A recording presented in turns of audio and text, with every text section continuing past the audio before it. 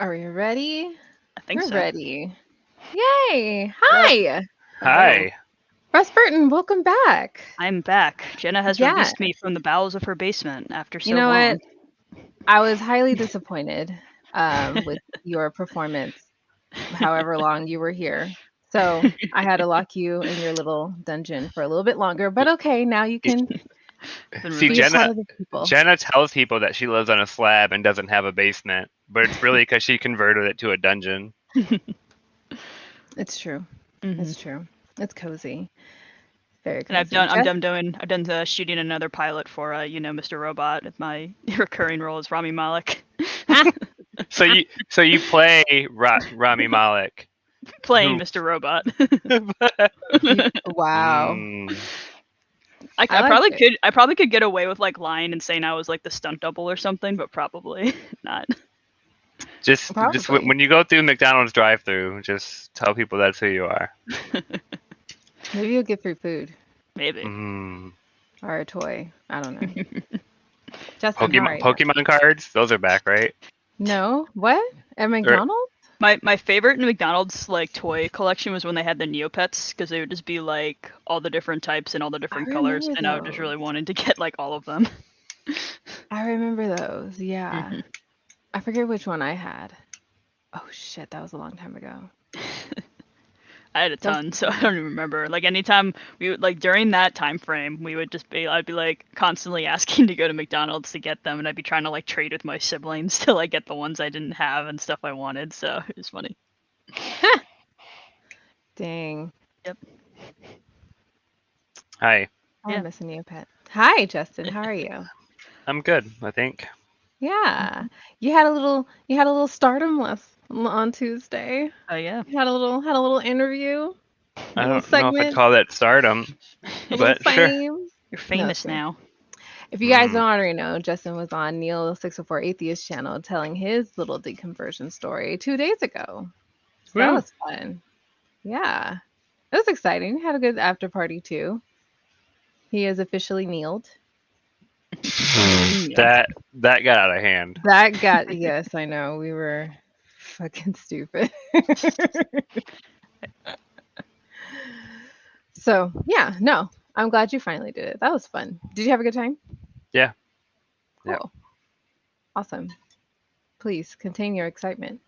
I I am fully contained. It's a Yeah, you very are. wholesome interview. Gosh. So what's So, new? I'm waiting. What's new? I'm waiting for my Biden bucks now. Well, they passed it, and they said so. I think it said they come in like this weekend or something. If you have like the direct deposit already set up. Oh, I've got it within oh, like 2 days. The last two Yeah, me times. too. Yeah, same. I got I it like really fast. I just like came downstairs. My mom was just like, Did you get the check yet?" And I was just like, "Which check?" This was the $600 one, the previous Oh, one. And I was just like, "What?" And she's like, "Yeah, they passed it like yesterday." I was like, "Oh, what?" And I was like, "I don't know." So the I had to check, and I $600 was like, was "Oh, so there it is." fast. I was Oh, like, oh, I liked it. okay. I don't know. All right, well, I gotta pay this bill, I guess.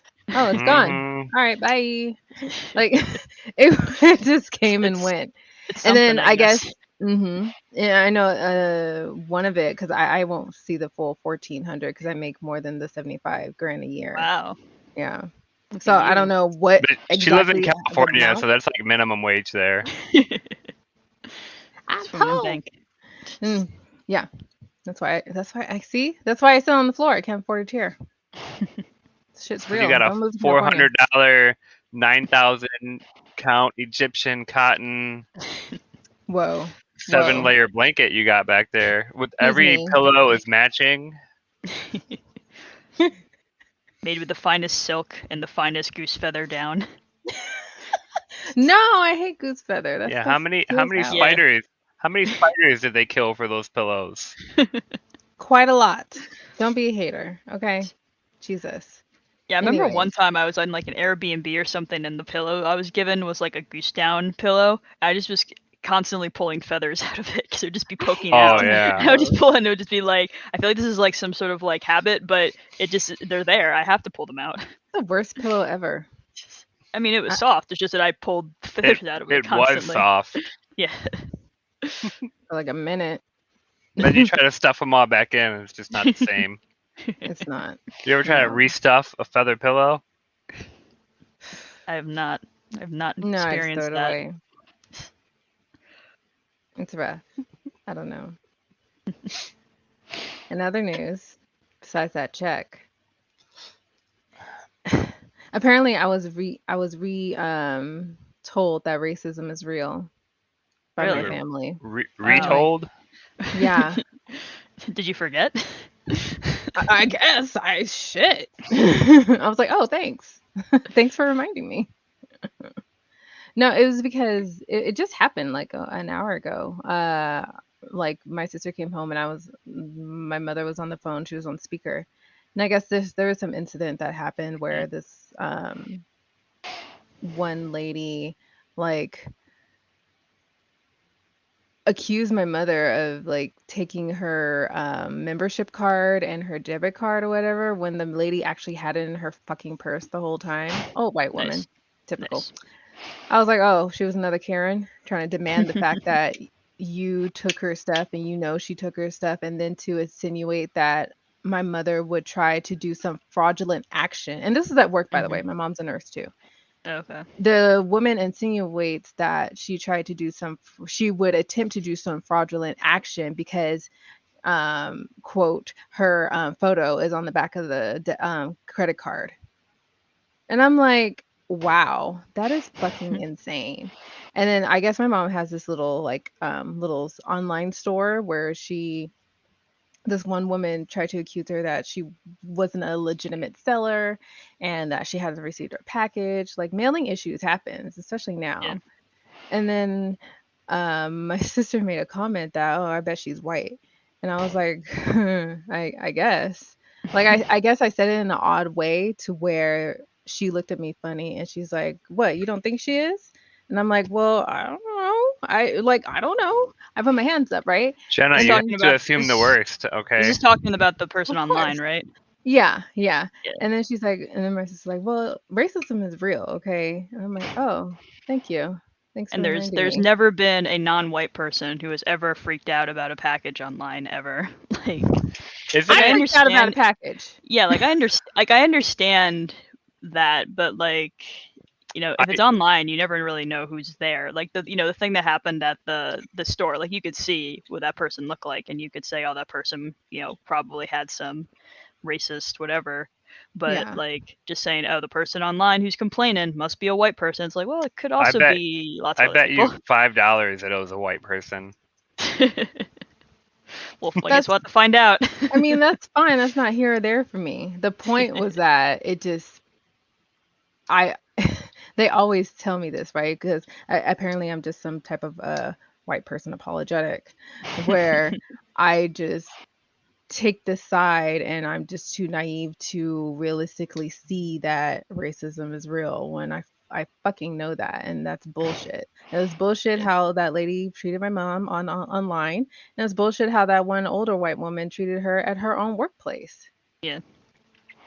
And it's not like, and I've told you several stories, Justin, how I've been treated by old white men when at my workplace. It's disgusting. Hmm. So that's it. That's my rant. Yeah, you gotta stop having a measured, reasonable response. Yeah. Yeah. How Just dare you? jump. Damn. Critically thinking Assume and everyone being is horribly racist and yeah. everything is against you and you can never do. Yeah, I mean that you see that a lot too, like in my line of work. It's employees who are sometimes disciplined for doing things, and sometimes Mhm. they like to I don't know how accurate this is because usually I just hear it from their side and we don't really kind of go into it, but they always, like, a lot of them like to bring up that, oh, it's something against my race, and I'm just like, well, if you like dropped a bunch of like toxic chemicals while working and are being fired for it, it's nothing to do with the fact you're black. It's the fact that you dropped a bunch of toxic chemicals at work. That Exactly. is the thing. And they're like, yeah, I would never do this, and they're telling me the one side, and I'm like, well, I don't know what the other side of the story is, so I can, I want to be fair before I blow up on the people for being racist about things. Speaking of blowing up on people. Yes. He's back! Look who it is. Oh my god, the giggler. So why is he blowing up? Why do you refer to him as blowing up on people? Oh, I don't know. I just wanted to say something cool. So it turns out no one likes me. But Wait, you're here. that was We like literally you. my wife was like, yeah, no one likes him. Don't listen to him. Yeah. Look, when you join the stream from the backyard, because that's where you live now, Mhm. and, No, and we kick you off as soon as you join, I'm in the then house. you have a point. I've There you go. had a tough few months. Anyway, somebody else was saying. No, we're done talking. So How are look, you? Rasputin is your worst nightmare. What did I do? They're labor law something with labor and Oh laws. yeah, labor law attorney. Labor and law. Giggler ignores all of that. Uh-oh. Your labor laws do not apply to him. I'm here to listen and learn. I had an interaction with some friends recently where I realized that like it just it clicked. Like there's this when someone tells you you're coming from a place of privilege, you're like you just need to resist it. But Mhm. at some point you go, oh yeah, I get it. I don't know if anyone has ever gotten it with that big of a smile on their face. That is unique. That's unique, yeah. Yeah. At least Wait, if it's a smile on your face. you though. don't- It's like he realized he had privilege and then remembered, oh yeah, that's a good thing for me. So haha, I do have privilege. Yeah. Aha. I'm the a-hole in the room. And as I was saying, no one likes me. I'm gonna mute and just like learn stuff. So, you guys No, be here and I'll be. I think Right. anytime you're first told or you first learn what privilege is, especially white privilege, you get defensive. You don't want to admit or accept that there's a possibility that some of the things you've had or some of the things you've achieved is because you had an unfair advantage in the process. Nobody wants to admit that or accept it. Yeah. Because it takes away from your accomplishments and your achievements. Yeah. Well, it feels like it does, right? Yeah. Even if it doesn't necessarily, and it doesn't necessarily apply to everything in all situations, but it's there, and it's hard to accept. But it takes time and just talking about it and kind of seeing examples in other ways where somebody else might have an advantage that you don't, and so you can kind of see how that works out. Yeah, when people point it out to me, I'm like, oh yeah, I suck. And I'm like, oh yeah, I suck. But That's not to say that you suck, though. But the thing is, though, is that like I'm white man, but I know that I have all these privileges. I don't like feel bad about it. I don't have like the white guilt or anything like that. I just acknowledge it and try to like and try to do what I can to mitigate anything bad that comes from it. So let me do all I can to make just everyone hate me right now, because I hate me. You all should too. Why? The thing I'm stressed out about right now is I have to give out raises to people who work for me, and it's stressful. Wow, terrible. Yeah, I have to give money to people, and I'm controlling the means of production. I suck. As a union attorney, I do not sympathize with you as someone who represents all the employees all the time. My boss gave me a raise recently, so Yeah, he's a prick. No one likes him. Jeez. He also bought me lunch yesterday, so that was cool. That is fancy. We had Thai food. That's So fancy. Pad Thai. I haven't had pad Thai in years. Spicy? Yeah. Extra spicy? No, just regular spicy. Just spicy. Okay. With chicken. Oh. Did I jump into and interrupt something? I feel like I just like. No, I don't even remember what we were talking about. Not really. I kind of ranted, and I'm not done with it. The point is something about like people getting over. It was we were talking about how like some people over exaggerate yeah. how racist people can be or something. Oh, Like yeah, and sometimes there's like a level where it's like, yes, people are racist for certain degrees. But then and there are some apparently people I'm who too take it measured. who take it too far, and like every slight against them is racism, even if they are the one who like messed up. But they're like, oh no, they're against me because of my race or my whatever. And it's like, no, you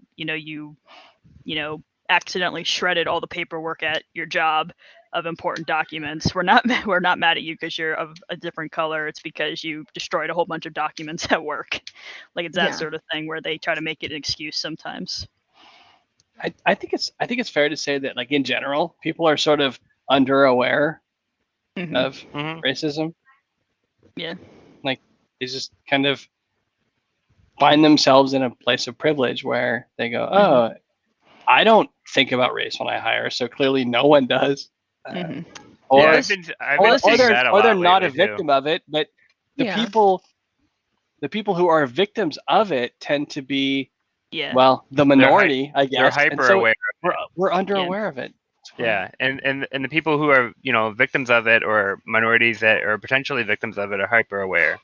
So there's it's probably because of the overall broader society is under aware, so it's not equally addressed.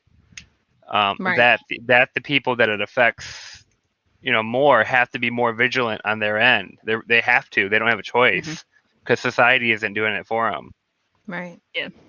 Like Exactly. I had a friend he was a non-white, and his mother like apparently just did not trust white people at all. Like she apparently would refuse to do like business with white people because of how much she like didn't have good relationships with them. And I'm like, that's, while it might be justified, it's probably taking it too far to just say I will not interact with white people at all.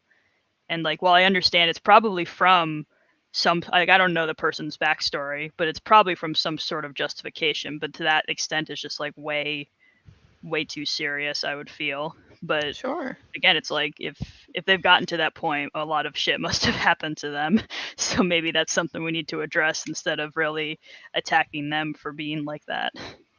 Yeah, that's the thing, right? Is like it's what are we doing to stop more people from becoming that way versus attacking this person for becoming that way over however many years of racism and harassment and assault or whatever else they might have experienced. It's victim blaming on to some degree. Well, it probably is victim blaming. It's like they probably didn't choose to be so callous towards white people, but just White people suck. We're the worst. We're just the worst. Jena, feel free to roast all of us terrible white people. No, I'm too measured to do that. Oh yeah, I'm totally inclusive in that. Yeah, we suck. There are certain things that get me riled up. Certain like Justin knows of my stories with work, like situations and stuff like that. But Jena hates lazy people. It's not that. But even he's not even white though. You're bigoted towards lazy people. Well, I'm bigoted towards fat people, so it all balances out. Oh boy. See, Russ Burton's like, yep, you're getting sued. well, I have a family member who makes comments about like if they're talking about somebody, for some reason the person's weight comes up, even though it has nothing to do with what they're talking about. And I was just like, what?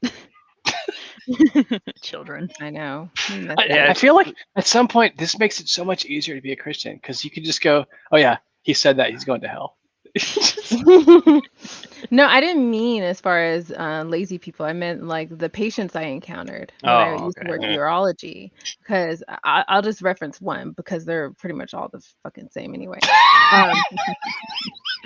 No, I mean the situation, not the person. God. No, you're good. You're good. You're great. See, black people can be racist too. The situation is the same because it was an older white man. I used to work in this department where I had to perform certain procedures, and so it's bullshit to just give an older person an excuse or a pass to say whatever the fuck they want to say. I hate that. But Mhm. it was this one situation where I had to, be professional and do what I had to do.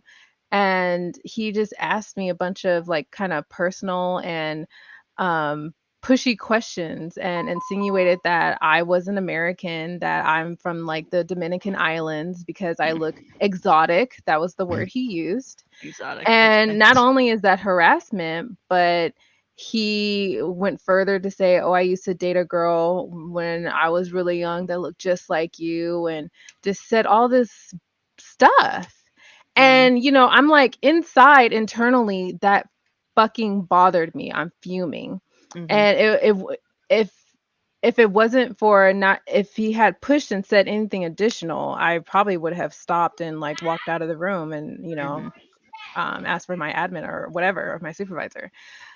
But when you encounter that, and that's only one situation, it happened several other times in different other encounters. It it's like you guys are saying, the hypersensitive, being hypersensitive to very suggestive racial things like that, when it just feels like anyone outside your skin color is ignoring that, it bothers you. It really does. And from the perspective of my family, um I've always kind of been that outlier, or too calm or too measured, like when Mhm. they kind of reference things like this, because I kind of like to think about things. I'll go figure. How dare. And it's not that I don't feel for them in the situation or Mhm. understand what they're feeling. Completely do. Mhm. But I'm not going to be that same person to be suggestive and be just as racist and say, "Oh, that white lady, blah blah blah blah blah. Oh, that person must be white if they're talking to me like this," and stuff like that. Mhm. You don't want to like feed the flames of what's No. already a contentious issue. But then you get labeled as an apologetic in that sense. Like you're Yeah. just against. If you're not with them, if you're not saying exactly what they're saying, you're completely against it. There's no gray. Mhm. Yeah. Well, I mean, everything is polarized.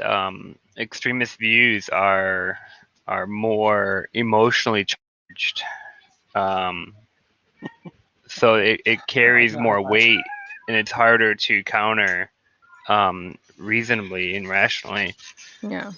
What So it's yeah, it's just hard to like debate with that, and it's intentional. Mhm. what do we Yeah. do with extremist views? What do we do with them? I For don't know. me, Let's solve all the problems right now. Let's do it. for me, it's been super tough, and I've been sort of disconnected from things recently because my parents and in my family, my dad has always been a Republican, but my mom was always a sort of Catholic, Kennedy Democrat.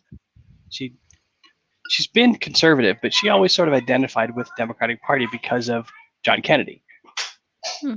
But I watched a video recently on I forget where I saw it, but it was basically I was one of like the regular atheist YouTubers, but it was this notion of my dad got indoctrinated, but I watched my mother, who has always been not necessarily left leaning, but definitely a Democrat identifying, sucked into the Rush Limbaugh toilet of crap. And Mhm. now when sorry, when when Joe Biden got elected, my mother called me and said, "Aren't you worried that they're going to take away your 401k?" And I had to say, "Mom, no one's taking away my 401ks. What the hell are you talking about?" And in talking to her, she clearly had been indoctrinated into this right-leaning pool of nonsense. Hmm. Mhm. And at that point, I was like, I'm I'm checking out. I have to step back because if my mother can be sucked into this pool of stupid crap, how can I think that I can talk to anybody about anything without You the can't even. nonsense? Yeah. It's just and it's so hard. that's the situation that people are talking about when they don't want to platform extremist views or extremist figures. It's that it's not always. So I mean, you look at people and you can talk to and communicate with people that who otherwise would have never believed these things. But if you pair them with the right person, with the right charisma and the right influence, they go down these rabbit holes. Yeah. And they don't know how to get themselves out of it because they didn't convince themselves of the beliefs. They just, for whatever reason, they resonated with that person and what they had to say, and they might have latched on to one or two things like some sort of emotional connection, and then they just start slowly buying into everything else.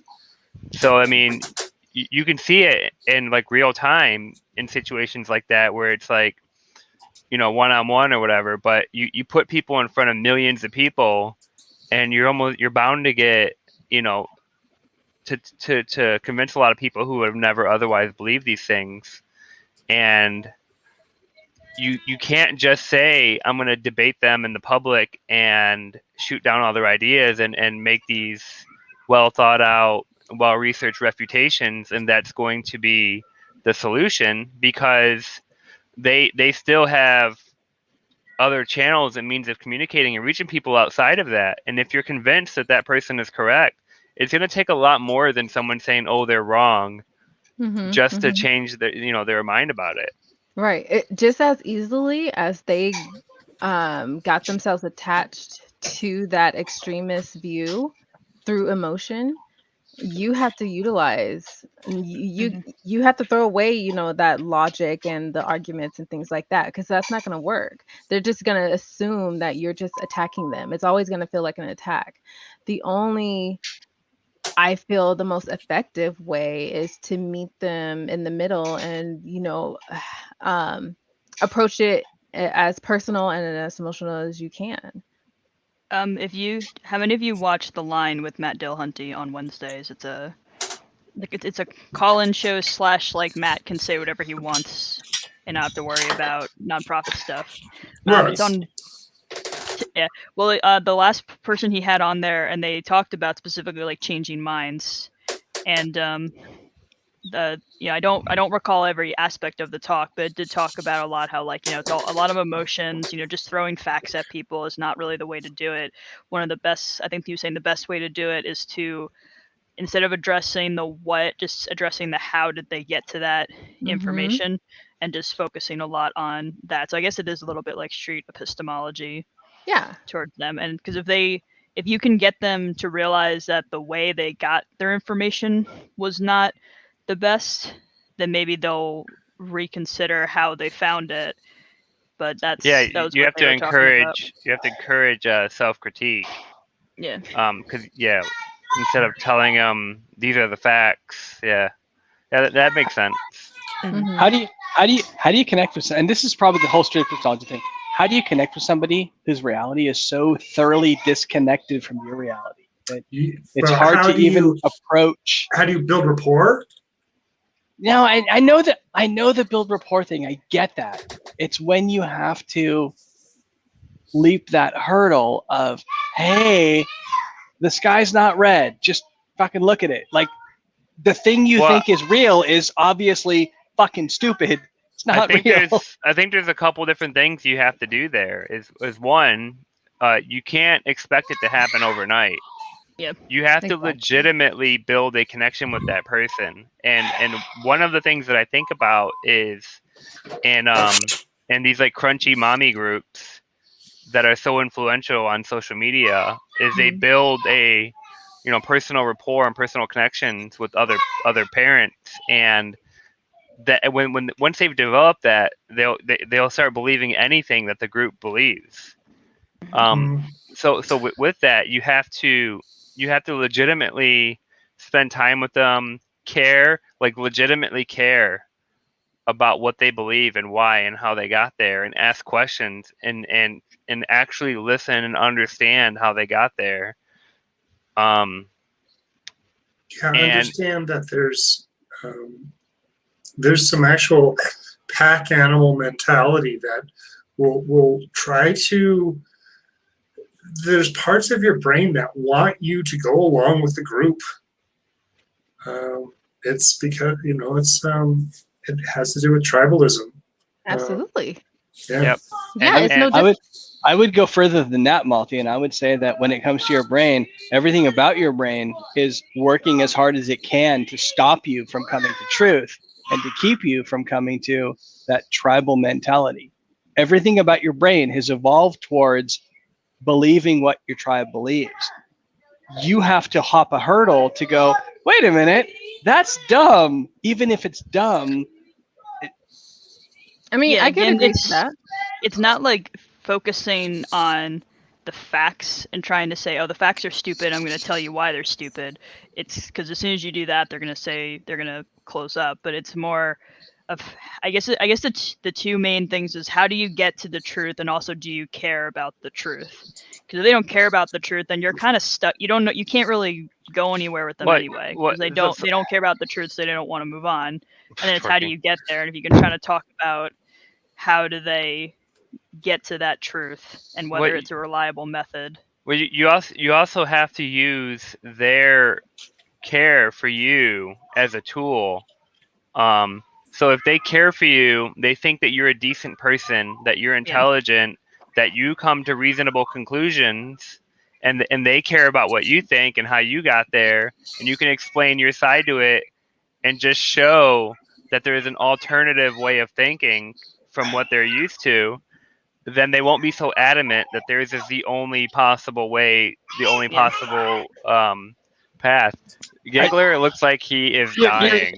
You're killing me, Justin, because as much as I totally get that is the best path forward, it also makes me sad knowing that that's the best path forward. Well, otherwise, forget about showing them what's true. Make them like you, and they'll believe what you say. Like, well, it's not like that. It's trying to figure out how they think and realize that. And because the idea of just saying, oh, they'll like me and I'll make them think what I think, that's just as bad as what the other people did. So it's like, that's not what you want to do. It's an oversimplification, but if it's about building relationship, ultimately it's about making them like me.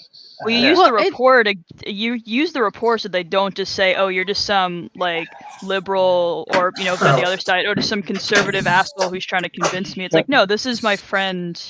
Don't worry, honey. I made all the atheists hate me again. It's not so much you don't. I mean, no one has to really truly like you, as long as they acknowledge. No one does. Don't worry about it.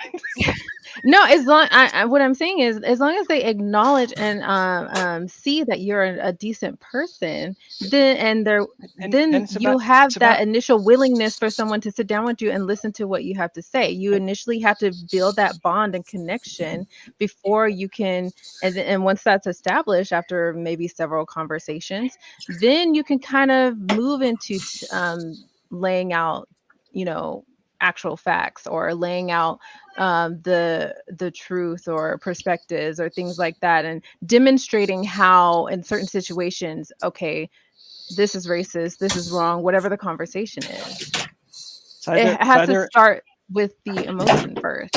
Either about me or it's about truth. And if it's not about truth, then it's about me, and that's just sad. It needs to be both. I mean, eventually, because some people are actually searching for answers, and are more reasonable and more objective about it. But not everybody's like that. So I mean, what do you do when you're the guy who goes to your wife's Oneness Pentecostal church and you scream out in the middle of the aisles, guys, this is clearly stupid for these reasons, and no one listens? They chase you back out of the church. Well, you kind of missed the rapport part of it. Yeah, you have to recognize. Now they all hate you as the dummy. Now they all hate you as the angry atheist that's trying to rain on their parade. Plus, I'm the privileged white prick, so that too, yeah, covered all bases. So, but it's what I mentioned on Neil's show the other night, right? Is that one, we're telling you that's not going to work. And if Okay. you try it anyway, you're the one being unreasonable. You There you can't go. say I'm going to go tell these people the truth and the facts and reason and rationality, knowing that the form of communication or the method that you're using is not going to work, and it's not going to convince them. It's going to convince them that they're going to double down, they're going to become more entrenched in their beliefs, and they're going to team up against you. But you know that, right? So you're being unreasonable, expecting something that you know is not gonna work. So that's you being irrational. So you can't like harp on other people for being irrational when you're doing the same thing. Welcome to the Counseling Giggler Show. Yeah. But Everyone this has is had a but this look is but this is a broad thing that, and it's why the science communication and skeptic and pro science communities are failing at convincing people and communicating with people. You know, it's why when COVID broke out and the Facebook groups, the mommy groups, the pet owner groups, the knitting groups, every one of these groups were convincing people left and right that the Mhm. government is bad, COVID is fake, all this other bullshit. It's because they've built these connections, and this is their group. They The invest science that. groups, it's here's the facts, take it or leave it, or get the fuck out of the group because you're not smart enough to be here. Mhm. Somewhat. I don't know. Some of the science groups are like, "Hey, I got this machine. I need to make it work. I need to make it do this. Does somebody know how to use it?" That's what I see a lot in. Yeah, those are like more engineering based. Those are a little different. But no, it's these are the facts. You must accept them, or you're being unreasonable, and we don't want. You know, we're gonna call you names or kick you out of the group. Sky is up, water's wet. When the other groups that do this, they don't give a shit if you actually believe them or the science or anything else, as long as at the end of the day you're all on the same side. Mhm. I saw a quote today from, well, it was attributed to Richard Feynman. I don't know if it was or not, but it was, I'd rather have questions that can't be answered than answers that can't be questioned. That's and good. That sounds like Feynman. But yeah, when I saw that, it occurred to me that that's a type of person that maybe is like built into your DNA. Like people are different. Be very careful where you're going with I that. know, but like when you say that, when that's religion race realism and when religion was bad. presented to me, I went, that sounds silly. Like no race. It's like my approach to, hey, there's a God who killed people for not doing blah blah blah. I'm like, well, that doesn't make any sense. Like that was my reaction. Some other people, all of us, color, yeah.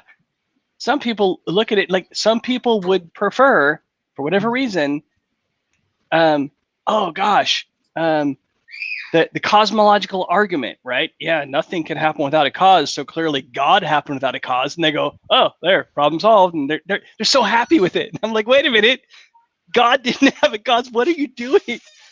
I don't know how people think that way.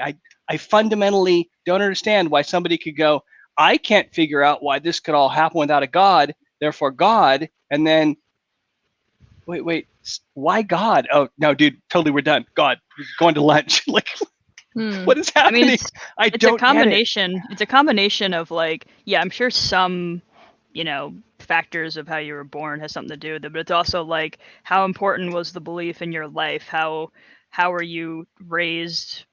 How did your parents raise you? Stuff like that. Because like until I was like 19 or so, I technically was a theist, but my family just was not super into it. Like we went to church and stuff, and my mom like taught the Catholic school, and I remember like writing and saying things that implied that I believed in God, but like I was taught that purgatory was real, so I had no fear of hell. So like stuff like that just wasn't part of my mindset. I didn't live my life to it, so it just didn't really matter to me. So as soon as I kind of stumbled upon atheist stuff, it was just like, oh, this all makes sense to me now.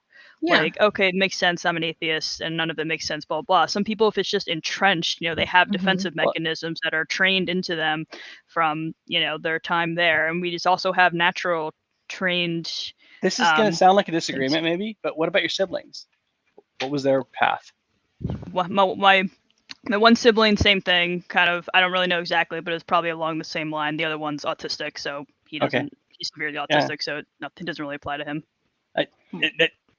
I guess maybe I had a unique experience to me, but I had 3 siblings who went, "Oh yeah, Catholicism, that makes sense." And I grew up in the same house, and I went, "That sounds dumb to me. I don't get it." No, I mean, I relate to that because I mean, I live with my sister. She's thoroughly a Christian and I'm not. Mhm. But, it took me until I came into, I would say, my early 20s to, I mean, it didn't really occur to me that things kind of sounded strange, but I kept with it because that was just how I grew up. That's how it was raised. Kind of like reflections on things was I identified with because I thought prayer worked and miracles happen and we're blessed because we have this that and the other, and that makes sense to me. And on the other side it didn't, because I didn't fully thoroughly believe that certain people went to hell when others didn't, or the earth is only this old, but I trusted science too. So I had struggles until I finally was immersed into broader thinking and critical thinking and actually found out more, and now I'm where I am now. But yeah, like my sister had that same upbringing. She had that same How, education as I did. how did you dodge the thing that she fell into? Or better question, how did she dodge the thing you fell into, which might be her perspective? I think, and I've said this before, the true catalyst as far as what really changed, for at least my sister, and my mom, was when my father passed. And so we all experienced the same hurt. We all experienced the same loss, but all 3 of us, situationally, with our lives, went different ways. I went one way where I slipped into depression and all this other bullshit stuff. And, that was pretty much the trigger for me to disbelieve in God and all that stuff. And that took me a lot of years to fully get to where I am now. My sister, the relationship my sister and my mom have, they're more close together. So she's more heavily influenced by what my mother says. She clings on to what she does, where I was more of a daddy's girl. So me losing that component left me alone for a really long time. So that allowed me to just discover other things. So that's how I branched. But I always kind of questioned things silently since I was younger, but never fully understood That's until so. This is the interesting question I have, and I was never a believer, so I have to ask people who are believers to really understand this. Is for me, it seems like people who were believers spent a good majority of their early years going, "Well, this all sounds like Santa," and then at some point you go, "All right, I guess Santa's real." Like I Mm. I can't imagine. I can't imagine, and I'm not saying it's the case because it certainly could be the case, but I just can't imagine the person who winds up believing in God but never had that moment where they go, "Wait a minute, it kind of feels like mom and dad put those presents out." Like, It's world view building. You don't Mhm. start believing the whole package. You start believing in certain things, like Jenna was saying. You start believing in things like, oh, there's somebody watching over me. Okay, I have this thing because my family has been good, so good things are coming to us. Or yeah, my cousin died, and I've been told my whole life they're going to heaven. I want to believe they're going to heaven. I'm going to see them in heaven. And so now, after so many of these different things, of miracles, of maybe some misinformation on science that you wholeheartedly believe, of, oh, my family members looking down on me, everything happens for a reason, cosmic justice, that person is going to hell because they did bad things. So you start with all these emotionally charged beliefs and things that are relatively easy to accept. And then later on comes the intellectual justifications for these beliefs. But you're already so entrenched, and you already have the foundation for your worldview built, that when somebody says God has always existed, you go, okay, well, that makes sense. It just falls right into a slot that's open within the overall broader worldview. Yeah. So everything just fits into place because they've thought about these justifications and explanations for a long time. Yeah, and it makes sense to me when I hear people say, well, they started out growing up religious and then they fell out of it, but they easily found themselves turning back to religion. That makes sense to me because I did that several times over several years. It's so easy to gravitate back to that because and that's where you started out growing up. That's where the comfort is. That's where the family is. It just seems a lot easier to just fall into this place when you don't know what's on this other side. I've never been religious, and it makes sense to me. Like, hey, why is my life so nice? Oh, God was looking out. Like, I could just do that and go, yeah, God. And it could be that natural, childlike behavior where you want to trust your parents, right? You want to trust everything that they instilled to you, everything that they have taught you, and they raised you and took care of you. And well, I mean, I grew up well, so I mean I guess clearly that's God true. had my back. Yeah. Clearly. One example, which is not religious related, is I talked to somebody when Trump won in 2016, who legitimately believed that that the 3 million more votes that Hillary got than him were completely fraudulent, every one of them. Like, legitimately 100% believed this is true, despite there being zero evidence of it. And he believed it because it fit in the worldview that he built, that liberals have been doing this for decades, that all the judges are on their side, all of the elected officials are on their side, that they're all willing to lie, cheat, and steal to get ahead. And so decades of building this worldview of where something like this is perfectly normal and perfectly in line with what you already believe, you don't need evidence anymore because it fits. The evidence is that it fits with what you already believe. That's evidence in and of itself, is that this is something that happens in the reality that I live in. Well, with all that indoctrination for lots of people, when they're a kid and are open to, oh, an authority figure says it, so I'm going to believe it, to that 10 to 14-year-old part where your brain is actually pruning down and actually establishing specific thought patterns. If you are exposed to religion during those times, there are thought pathways that are set up that take a lot of time and effort to rewire to ones that are not religiously bent to give you those dopamine hits when you're at church. And in fact, have Some people Malty knowing my kids are going to church is just being mean now. I'm sorry, it's hurting my feelings. Well, I mean, think of it this way. Do you want to talk about something else? We've got a guest who's trying to talk about. I don't know. Think of it this way: of if having white privilege was a religion, it would be the Lay it on him. I'm just saying. And everybody hates me. Shut up, Justin. And people said, no one hey, likes you very much either. If people said, hey, you have white privilege, you're not immediately going to go, all right, yep, you're right. I guess I do. I'm done. I'll stop believing in that. It takes a long time to dismantle that.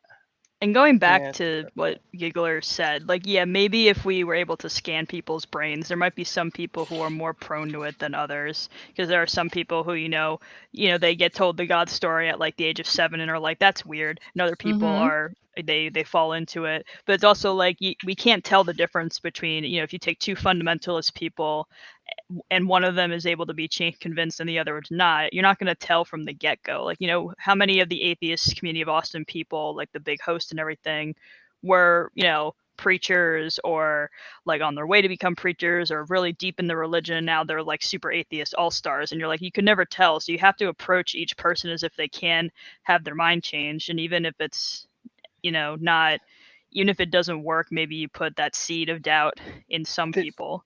Did I sound kind of defeatist? Kind I of. mean, it gets to a point where you do, like, Yeah, like, I'm I've been sorry. listening to some atheists, like Yeah. I was listening to like the Street Epistemology podcast, some of the older episodes, and just some of the people that you hear talking like to Anthony or whoever it is, you're just like, there are people who think like this, where like one person just did not care about, he was just like, yeah, I'll be skeptical about everything except for God. And the guy's like, why? It's like, well, because it's God's own. It's like, he just went on this whole thing where he just would not question his God stuff at all, but everything else he was skeptical about. And it's just like, you hear this over and over again. You're just like, there are people who think like this, but the best Yeah. way to try to address it is, try to teach people, and especially try to teach younger people as they're getting older, critical thinking and stuff. I should Yeah. be careful telling this story on YouTube, but no one's watching, so it doesn't matter. But I, Hey, we're gonna be famous one day, and you're gonna regret Yeah. this, I've been at the job I've been at for like 20 years, and we're all gonna be fired. I met a friend at work who was a devout Christian, and at the time I didn't have kids, and I wasn't like an outspoken atheist. I just thought the God thing was nonsense. I just was a default atheist. But over Hadn't working come to with the this inner guy, circle yet. Yes. yeah, I was not yet an inner circle atheist. But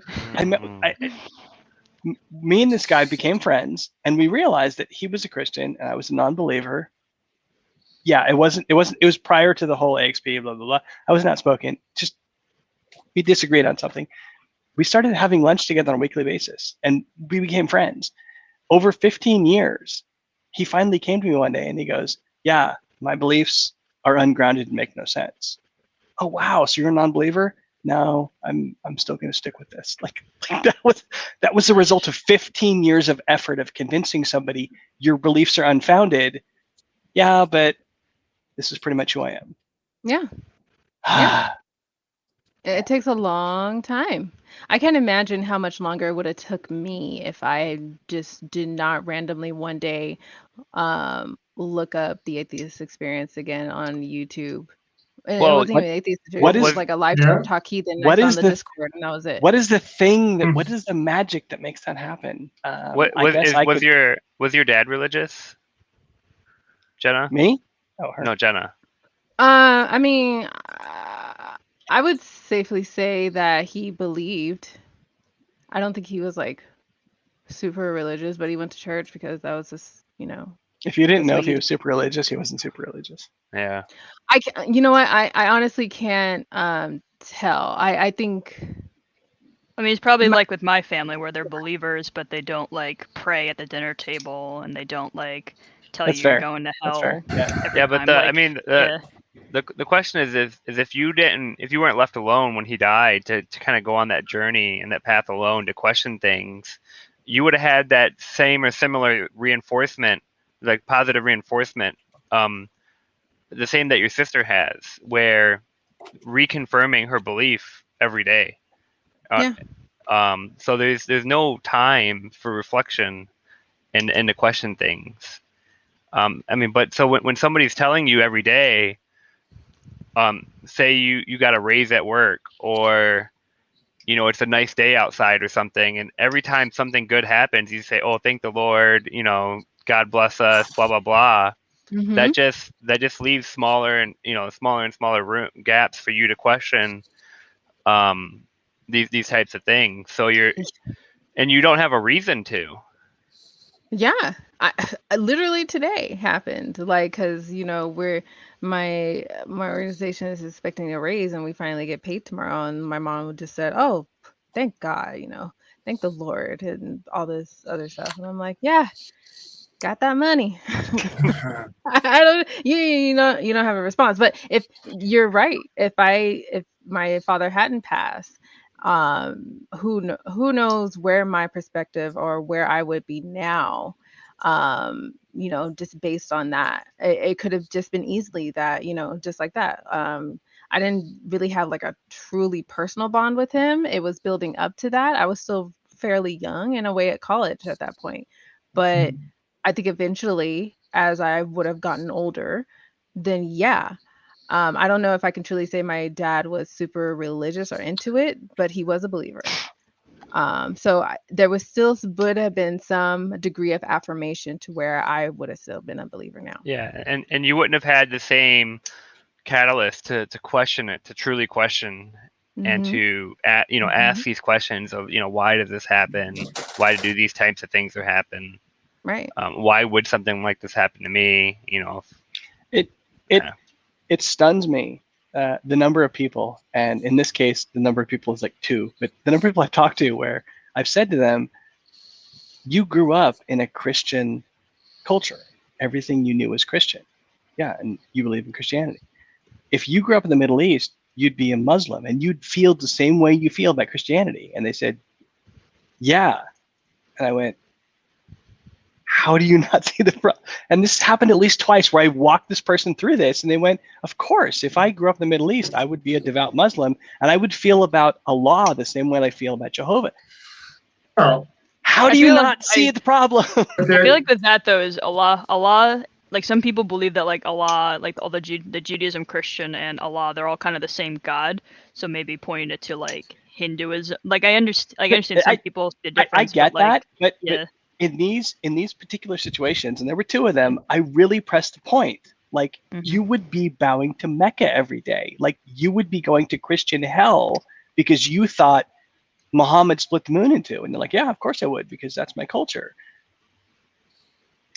How do you not get it's like where's the I mean, there's definitely some people find a good amount of support from their culture, and that they find that is the most important thing, and for that to fit. Yeah, they're not necessarily looking for the capital T objective truth, right? That's not the end all be all. That's not how you get fulfillment in life for everybody.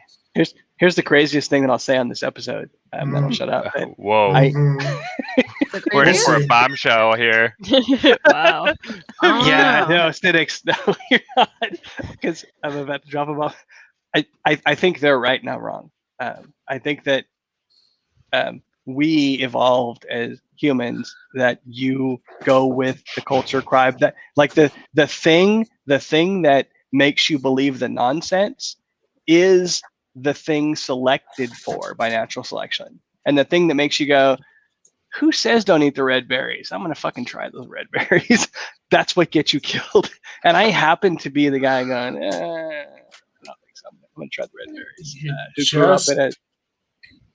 Well, I think for you, it depends on how many. Not that I'm special. That I'm bad. I'm wrong. No, there's a malfunction in my brain. You're making multi itch. I think it depends on how many people it would piss off if you ate the red berries. If there was a sufficient number, you would try it. I'm pretty sure I'm going to say the things that Malty doesn't want me to say. Like just Malty. What's he going to do? Well, so Go ahead, so going to what Gigler was saying is that there's this like class on rationality that it's kind of like a free offering from Harvard on the rationality class. And one thing it does say is we should watch that as a group.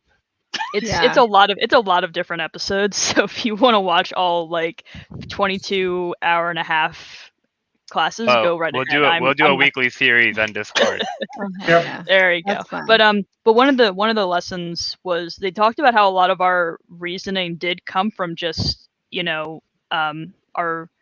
or a lot of our natural reasoning before we like train ourselves to be rational is just from like evolutionary things. Like you jump, like when you hear a rustle in the bush, you don't sit there and try to ponder whether that rustle was loud enough for it to be a prey. You just run away because you don't want it instinctive, to be. Yeah. And there's a lot of different things. And they're saying that a lot of our initial rationalizations or the way we rationalize is actually good naturally. But when you put it in like an artificial setting, that's when it breaks down. So they did like these interesting studies where if they made something sound ridiculous or they worded it a different way, people got it wrong all the time, but if you put it in a different setting, people got it right. And it's like the way it's worded and the way our brains work. So there are some reasonings that are just because of how we evolved that we will instinctively go to that, and we need to train ourselves to think in certain other ways. Like you don't have to worry about the tiger in the bush that much anymore. So you can wait. We're and already in the artificial setting, right? Like yeah, that's sort of how it is. It's like I don't remember the exact. I would recommend everyone watch. It's called Rationality. Steven Pinker, like look on Harvard. Oh, I know what you're talking about. Yeah, I've seen that. Yeah. I'm watching it now, and again, it's like interesting to see, and that's one of the things he talks about is that some of our reasoning is just meant for the natural evolutionary setting, but once we're in more of like a, artificial setting the way we are now, we don't need our evolutionary, instincts as much. We have to change how we think. We've made strawberries into the monsters that they are through unnaturally selecting for them. In the same way that we're currently, through no one's intention, unnaturally selecting for ourselves.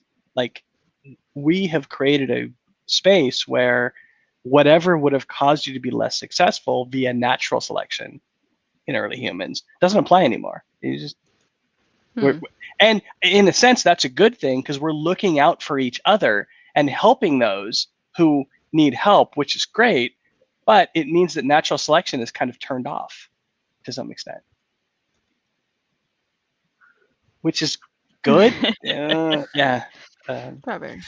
I think you're using the term natural selection to kind of denote an entity that has some type of agenda. It's kind of seems like that. Well, look at it this way, Malty.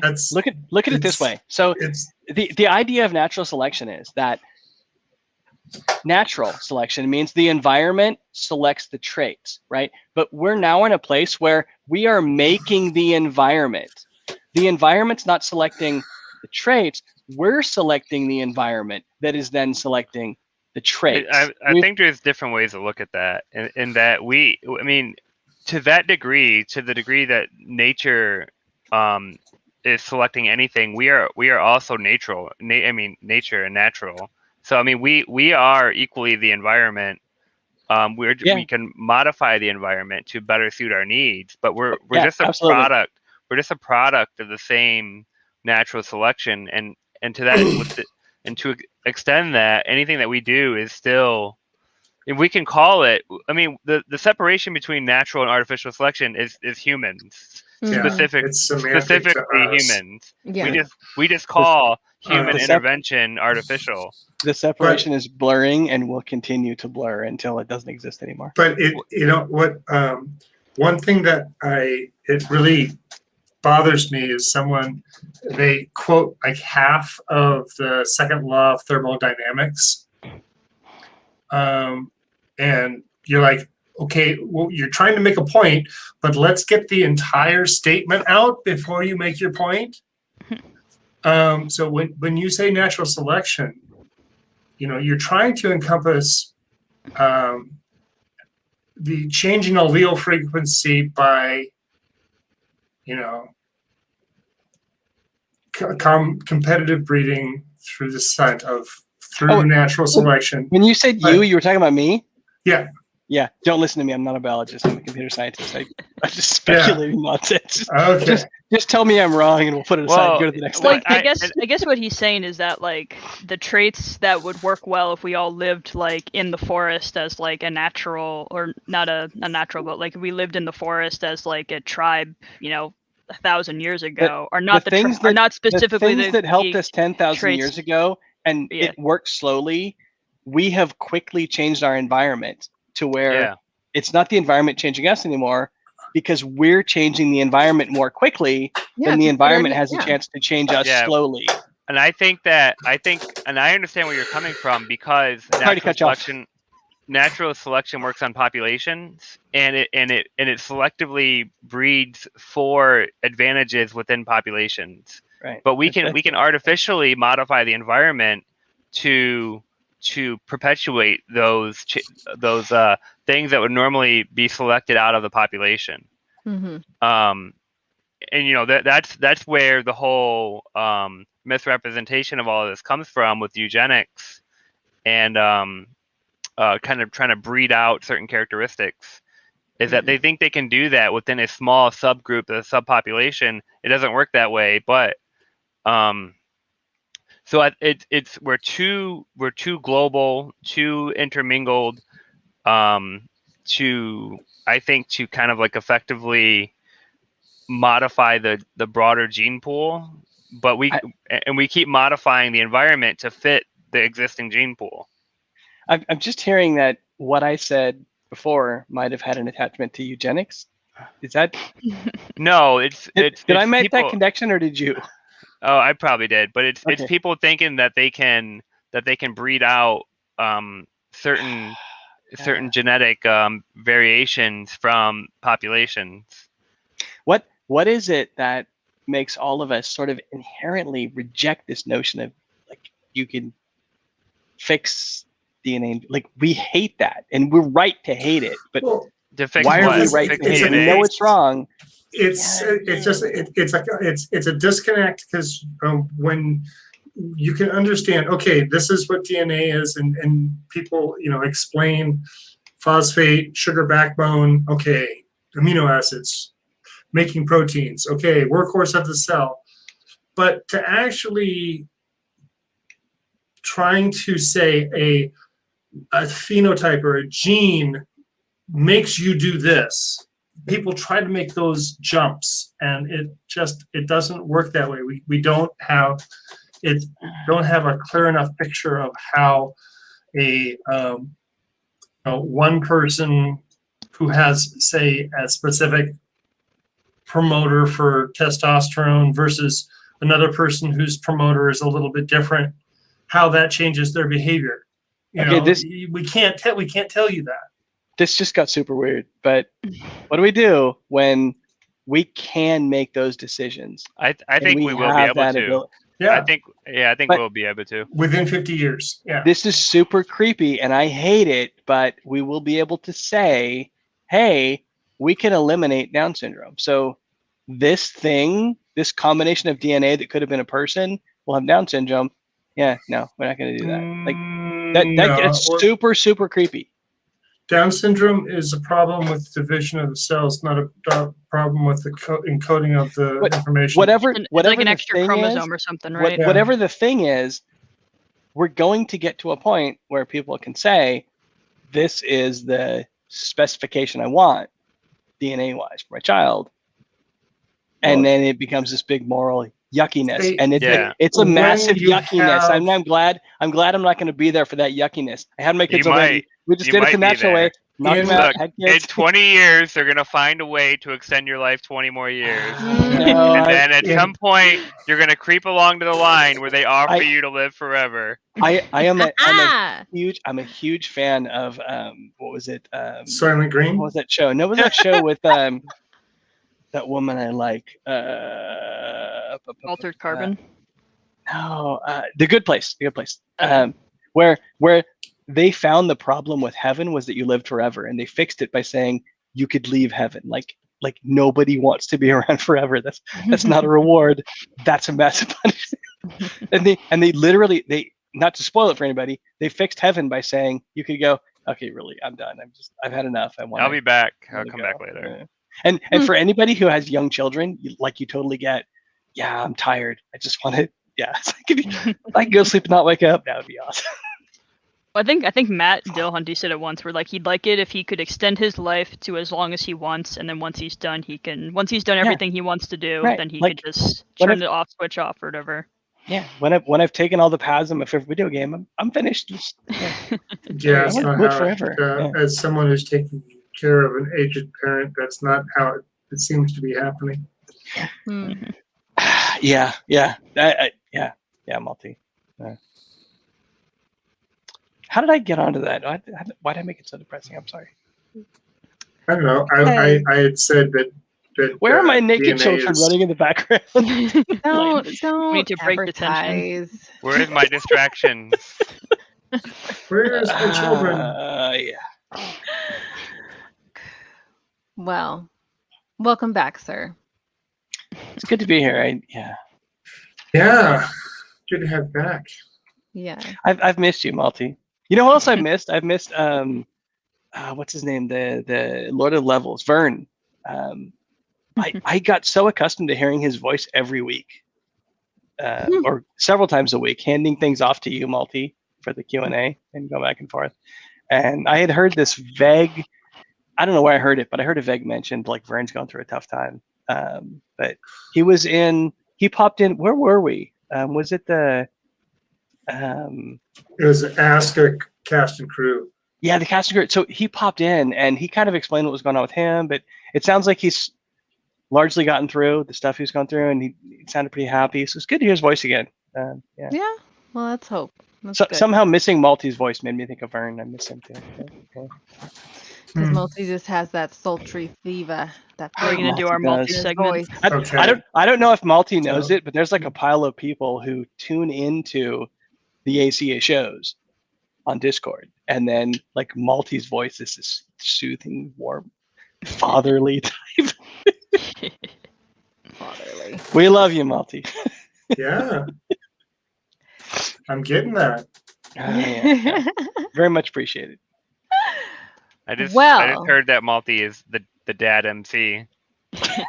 Ah, that's He's got the dad jokes. He's got that nailed down. I got the dad bod. There you go. I wanted to start a YouTube gaming channel called Dad Bod Gaming League. Oh, please do it. I have Man. it. I just don't have anything posted to it. Where we basically just like get drunk and half-ass playing video games. And are incredibly inconsistent and never finish any of them. Look at me. I suck at stuff. Yeah. Oh, well. This We're is looking good. for a fourth for Tuesday night for Destiny Original Sin 2. You guys you're have to be interested. really good about losing a lot. Like really okay with that. 'Cause he plays his games terribly. He's That's Yeah. a different channel. That's somebody else. Okay. Dang. Well, this was fun, Giggler. I hope we see you again next week. Oh, dude, And I know Russ Burton was gone a while too, so thank you for being here as well. Multi, our regular, the Savage. Any tips, Multi? I don't know if we've gotten to your segment yet. Hold on, Dance, sir. monkey dance. No. Anything. Multi knows a little bit of everything about everything. Please give us some quick knowledge. Knowledge. I don't know. I'm not a on the spot kind of guy. How do you build DNA from scratch? Oh, you know what? I gotta design a He's got a trellis. design. He has a design in his pocket. I have to design a trellis for my mom for her climbing flowering plant that is overtaking the corner. Thank you for reminding me. All Thank right. you, Dustin. Multi will now teach us how to build a week we're trellis. working. Segment over. I will be here every week for Malty to drop some knowledge and for him to disappoint me. But no, hey, yeah, that's good. I like it. I like it. You guys are fun. Well, if nothing else, Justin, have anything? Nope. Cool. We'll be on Discord. We'll be on Discord. That's right.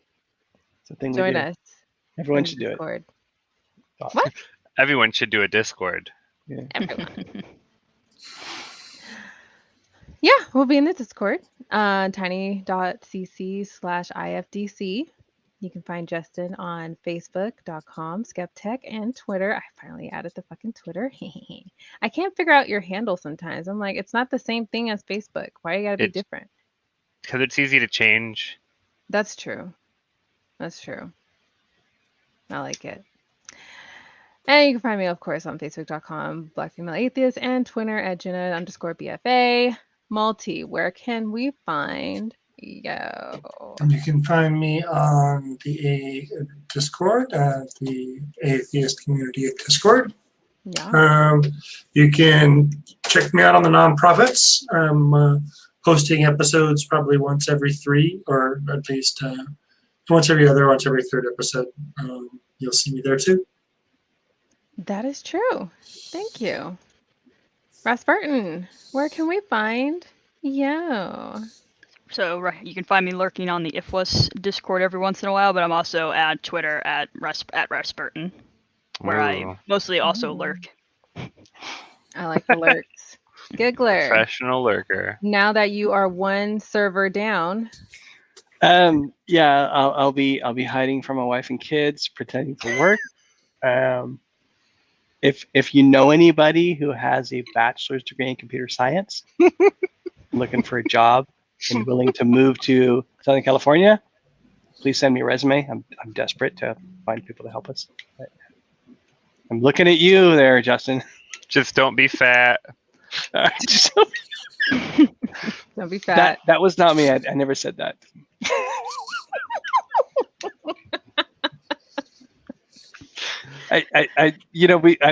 We're so desperate for help. I'm loosening up my standards. So yeah, fat people, please apply. Apparently, you have a fan. Woo! Go. Yeah, I don't know if I can say that out loud. Go football. Sports ball. Are you still in Detroit? I'm just south of it. Okay. About 15 minutes south. I'm Detroit's not good. in it. I feel like I've been through Detroit. Me and my dad drove cross country one time, and we went from Pittsburgh to Washington State. All And then right. we stopped Learn at- more about Gigglers. Yeah. Sorry, I was gonna tell a long story, but yeah. So Anyway. Pennsylvania to Washington. Okay. Yeah. Learn more about Gigglers road trip and the after show. See you then. Bye, guys.